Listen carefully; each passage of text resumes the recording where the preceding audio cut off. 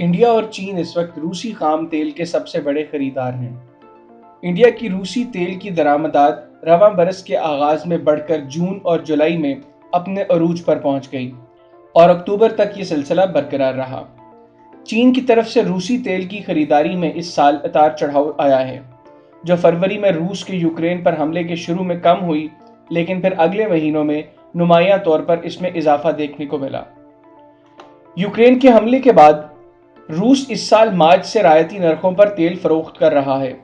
مارچ میں روس سے چین اور انڈیا کی مشترکہ تیل کی درآمدات یورپی یونین کے 27 رکن ممالک کی تیل کی مجموعی درآمدات سے بھی بڑھ گئی تھی۔ واضح رہے کہ ان دو کے علاوہ دوسرے ممالک نے بھی رعایتی روسی خام تیل کا فائدہ اٹھایا ہے، مثال کے طور پر سری لنکا، جو شدید اقتصادی بحران سے دوچار ہے۔ یوکرین پر حملے کے بعد روس کے یورال نامی خام تیل کے خریداروں میں واضح کمی واقع ہوئی۔ کچھ غیر ملکی حکومتوں اور کمپنیوں نے روس کی توانائی کی برآمدات کو روکنے کا فیصلہ کیا، جس سے روسی تیل کی قیمت گرنا شروع ہو گئی۔ رواں برس کے آغاز میں ایک موقع پر روسی یورال خام تیل عالمی معیار کے برنٹ کروڈ کے مقابلے میں $30 فی بیرل سے زیادہ سستا تھا۔ ستمبر کے آخر تک یہ تقریباً $20 فی بیرل سستا تھا۔ بھارتی حکومت نے روس سے اپنی خریداری کا دفاع کرتے ہوئے کہا کہ اسے تیل وہاں سے حاصل کرنا ہوگا جہاں سے یہ سستا ملے گا۔ امریکی حکومت ان خریداروں پر تنقید کرتی رہی، حالانکہ اب یہ واضح ہو گیا ہے کہ وہ قبول کرتی ہے کہ بھارت رعایتی روسی خام تیل خریدنا جاری رکھ سکتا ہے۔ دنیا کے امیر ممالک کے G7 گروپ، جس میں برطانیہ، امریکہ، فرانس، جرمنی، جاپان، اٹلی اور کینیڈا شامل ہیں، نے روسی تیل کی قیمت کو محدود کرنے کا منصوبہ تجویز کیا ہے تاکہ اس سے حاصل ہونے والی آمدنی کو کم سے کم کیا جا سکے، لیکن ابھی تک یہ واضح نہیں ہے کہ اس کا بھارت اور چین جیسے ممالک پر کیا اثر پڑ سکتا ہے جو پہلے ہی رعایت پر روسی تیل خرید رہے ہیں۔ ماسکو نے کہا ہے کہ وہ تیل ان ممالک کو فروخت کرنا بند کر دے گا جو اس کی خام برآمدات پر قیمتوں کی حدیں لگانے کی کوشش کریں گے۔